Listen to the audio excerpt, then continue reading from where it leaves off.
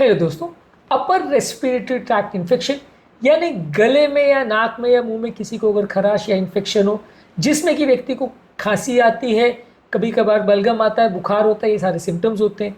Lower respiratory tract infection यानी lungs में या उसके आसपास की जो कोशिकाएं हैं उसमें इन्फेक्शन होना, ये दोनों में ही खांसी के सिम्टम्स, कई बार श्वास की तकलीफ, बुखार, ठंड लगना, ये सारे सिम्टम्स हो सकते हैं। लेकिन दोनों में डिफ्रेंशिएट करना बहुत ज़्यादा ज़रूरी है, क्योंकि अपर रेस्पिरेटरी ट्रैक्ट इन्फेक्शन में यूजली 5-7 दिन में सिम्टम्स अपने आप ठीक हो जाते हैं, जबकि लोअर रेस्पिरेटरी ट्रैक्ट इन्फेक्शन में निमोनिया बढ़ने की वजह से जान भी जा सकती है।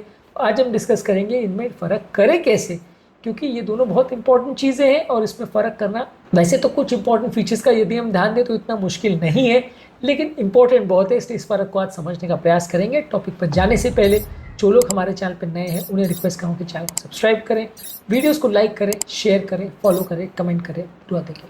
टॉपिक बहुत ही इंपॉर्टेंट है, इसलिए इसे एंड तक देखिएगा। पहले हम बात करेंगे अपर रेस्पिरेटरी ट्रैक्ट इन्फेक्शन के बारे में, फिर लोअर रेस्पिरेटरी ट्रैक्ट इन्फेक्शन के बारे में, फिर उनके कॉमन डिफरेंसेस पर बात करेंगे और फिर एक ओवरव्यू देंगे इसके बारे में, इसलिए वीडियो को एंड तक देखिएगा।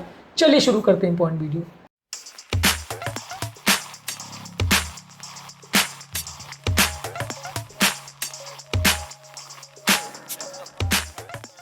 सबसे पहले अपर रेस्पिरेटरी ट्रैक्ट इन्फेक्शन यानी ऊपर के भाग के रेस्पिरेटरी ट्रैक्ट, जैसे नाक, गला यानी थ्रोट और लैरिंग्स और साइनसेस में अगर कोई इन्फेक्शन हो तो इसे अपर रेस्पिरेटरी ट्रैक्ट इन्फेक्शन की कैटेगरी में रखा जाता है।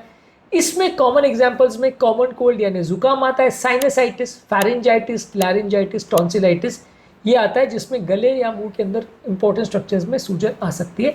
ज़्यादातर इसके लक्षणों में नाक का बहना, बुखार होना, खांसी होना, ज़्यादातर लेकिन ये खांसी माइल्ड होती है। ये एक इंपॉर्टेंट डिफरेंशिएटिंग फीचर है, क्योंकि लोअर रेस्पिरेटरी ट्रैक्ट इन्फेक्शन में ज़्यादातर सीवियर खांसी होती है और खांसी में बलगम आने का चांस ज़्यादा होता है, जो कि अपर रेस्पिरेटरी ट्रैक्ट इन्फेक्शन में उतना नहीं होता है। इसके अलावा साइनस में दर्द हो सकता है, सोर थ्रोट हो सकता है, थोड़ा फीवर होता है। ये भी एक इंपॉर्टेंट डिफरेंशिएटिंग फीचर है कि लोअर रेस्पिरेटरी ट्रैक्ट इन्फेक्शन में सीवियर फीवर होता है, जो कि अपर में नहीं होता है। सर दर्द हो सकता है, कमजोरी लग सकती है, लेकिन उतना सांस नहीं फूलती है। अगर सांस ज़्यादा फूल रही है तो वो लोअर रेस्पिरेटरी ट्रैक्ट इन्फेक्शन को ज़्यादा फेवर करेगा। ये इंपॉर्टेंट पॉइंट्स है जो क्लिनिकल फीचर्स में आते हैं अपर रेस्पिरेटरी ट्रैक्ट इन्फेक्शन के केस में। कारण इसके क्या होते हैं? ज़्यादातर कोई बैक्टीरियल इन्फेक्शन होगा, जैसे कि स्ट्रेप्टोकोकस पायरोजेनिस या फेरिंजाइटिस करने वाले बाकी ऑर्गेनिजम्स की वजह से, या कोई वायरस की वजह से, जैसे rhino virus, corona virus, adeno virus या इन्फ्लुएंजा वायरस की वजह से हो सकता है। ज़्यादातर ये ड्रॉपलेट इन्फेक्शन से या कोई भी चीज़ में आप खांसी कर दो या छींक दो तो कीटाणु एक दूसरे से ट्रांसमिट हो जाते हैं, उसकी वजह से होता है।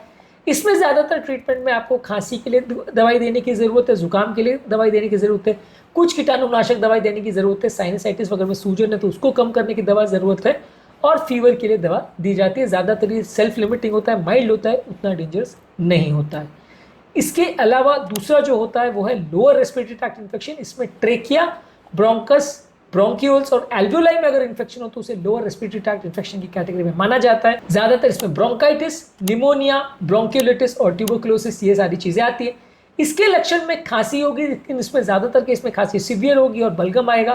सांस फूलेगी, जो कि यूआरटीआई में नहीं होता है। वीजिंग के साइन होंगे, जो कि यूआरटीआई में नहीं होता है। छाती में दर्द हो सकता है, ये भी यूआरटीआई में नहीं होता है। फीवर यूजली हाई ग्रेड होगा, यूआरटीआई में यूजली लो ग्रेड फीवर होगा। कमजोरी दोनों में हो सकती है, ज़्यादातर वायरल में ज़्यादा मिलेगी। रैपिड ब्रीथिंग यानी जल्दी जल्दी सांस लेना, ये भी एलआरटीआई में ज़्यादा मिलेगा, यूआरटीआई में नहीं मिलेगा। और साइनोसिस यानी शरीर का नीला पड़ना या ऑक्सीजन सैचुरेशन का कम होना, ऑब्वियसली ये लोअर रेस्पिरेटरी ट्रैक्ट इन्फेक्शन में ही मिलेगा, यूआरटीआई में नहीं मिलेगा। इसमें भी ज़्यादातर कॉजेज में वायरल इन्फेक्शन जैसे इन्फ्लुएंजा, रेस्पिरेटरी सिंसिटिव वायरस और कोरोना वायरस में होता है। बैक्टीरिया जैसे स्ट्रेप्टोकोकस निमोनिया, माइकोप्लाज्मा निमोनी और हीमोफिलस इन्फ्लुएंजा बैक्टीरिया की वजह से होता है। फंगस में हिस्टोप्लाज्मा कैप्सुलेटम और न्यूमोसिस्टिस जीरोविकी, ये फंगस की वजह से लोअर रेस्पिरेटरी ट्रैक्ट इन्फेक्शन हो सकता है। ये भी ज़्यादातर खांसने छींकने से एक व्यक्ति से दूसरों को इन्फेक्ट हो सकता है, लेकिन अगर व्यक्ति की इम्यूनिटी कॉम्प्रोमाइज हो या कुछ स्पेसिफिक कारण हो तो कीटाणु अपर रेस्पिरेटरी ट्रैक्ट के बदले लोअर रेस्पिरेटरी ट्रैक्ट इन्फेक्शन कर सकता है, जो कि कई गुना ज़्यादा डेंजरस और जानलेवा हो सकता है। इसके ट्रीटमेंट में आपको कीटाणुनाशक दवाई देनी पड़ेगी, जो कि बैक्टीरिया, वायरस या फंगस को मारे। साथ में सपोर्टिव केयर जैसे ऑक्सीजन, ब्रोंकोडायलिसिस, रेस्ट, हाइड्रेशन, कभी कभार हॉस्पिटल एडमिशन, और अगर बहुत ज़्यादा सांस फूल रही है तो आपको वेंटिलेटर जैसे इन्वेजिव या नॉन इन्वेजिव वेंटिलेटर इसकी आवश्यकता पड़ सकती है। ज़्यादातर लोअर रेस्पिरेटरी ट्रैक्ट इन्फेक्शन में लोगों को रेस्पिरेटरी फेलियर, कीटाणु का पूरे शरीर में फैलने की वजह से सेप्सिस हो सकती है, लंग में पस बन जाए तो लंग एब्सेस हो सकता है, और कई बार लोगों को ओवरऑल सडन ब्रोंकाइटिस के इन्फेक्शंस भी हो सकते हैं। जिसकी वजह से बहुत ज़्यादा सैचुरेशन ड्रॉप हो सकता है और पेशेंट को हॉस्पिटल एडमिशन करने की ज़रूरत पड़ सकती है। फाइनली इसमें की डिफरेंस क्या है?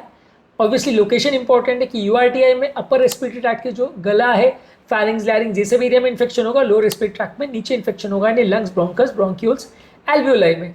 सिम्टम्स ज़्यादातर जो अपर रेस्पिरेटरी ट्रैक्ट इन्फेक्शन में उसमें जुकाम के, माइल्ड खांसी के, बिना बलगम के, माइल्ड फीवर होगा और बहुत ज़्यादा सांस वांस फूलना या नीला पड़ना चाहिए, ये सब बिल्कुल नहीं होगा। एलआरटीआई में ज़्यादातर प्रोडक्टिव कफ होगा जिसमें बलगम आएगा, छाती में दर्द होगा, सांस ज़्यादा फूलेगी, बुखार सीवियर होगा, सैचुरेशन कम हो सकता है। ये सारी चीज़ें एलआरटीआई में ज़्यादा देखने को मिलेगी। यूआरटीआई ज़्यादातर सेल्फ लिमिटिंग होता है, आप कुछ भी नहीं करोगे तो भी अपने आप चला जाता है, जबकि ज़्यादातर एलआरटीआई के केसेस में सीवियर ट्रीटमेंट लगता है और काफ़ी केसेस में जान का खतरा भी हो सकता है। यूआरटीआई के केस में कुछ खास कॉम्प्लिकेशन नहीं होते हैं, कई बार परसिस्टेंट इन्फेक्शन हो सकता है या वो एलआरटीआई बन जाए और कीटाणु नीचे स्प्रेड कर जाए, ऐसा हो सकता है। एलआरटीआई अपने आप में काफ़ी डेंजरस है, तो इसको अगर टाइम पर ना ट्रीट किया जाए तो ये जानलेवा भी हो सकता है। आज के टॉपिक में बात करी अपर रेस्पिरेटरी ट्रैक्ट इन्फेक्शन और लोअर रेस्पिरेटरी ट्रैक्ट इन्फेक्शन में क्या फ़र्क होता है और ये फ़र्क करना इंपॉर्टेंट क्यों है और ये फ़र्क किन किन क्लिनिकल फीचर्स के बेसिस पे किया जाता है। ऑब्वियसली जांचों से तो काफ़ी चीज़ें कंफर्म हो ही सकती हैं, लेकिन क्लिनिकली हम कैसे डिफ्रेंशिएट करेंगे, आज इस पर हमने बात करी। उम्मीद करूँगा कि आज के टॉपिक में कुछ नई बातें जानने को मिली होगी। जो लोग हमारे चैनल पर नए हैं उन्हें रिक्वेस्ट करूँगा कि चैनल को सब्सक्राइब करें, वीडियोज़ को लाइक करें, शेयर करें, फॉलो करें, कमेंट करें। पूरा